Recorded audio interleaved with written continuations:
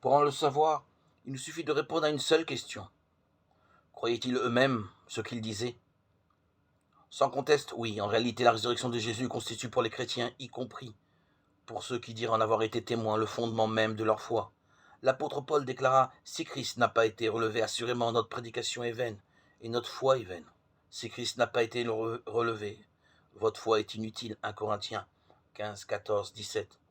Un homme qui prétendrait faussement avoir vu Christ ressuscité s'exprimerait-il de la sorte? Songez à ce que représentait le fait de devenir chrétien à l'époque. Ce ne valait pas un prestige ou un pouvoir accru, ni de plus grande richesse, c'était même tout le contraire. Parmi les premiers chrétiens, nombreux furent ceux qui acceptèrent avec joie le pillage de leurs biens en raison de leur foi. Hébreux 10, 34.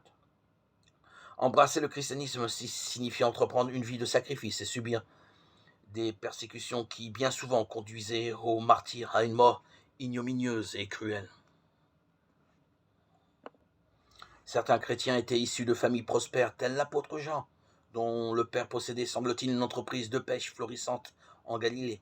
Bien d'autres étaient promis un avenir brillant, comme Paul, qui avant de devenir chrétien avait été enseigné par le célèbre rabbin Gamaliel et commençait à se distinguer aux yeux des chefs juifs. Actes 9, 1, 22, 3, Galates 1, 14.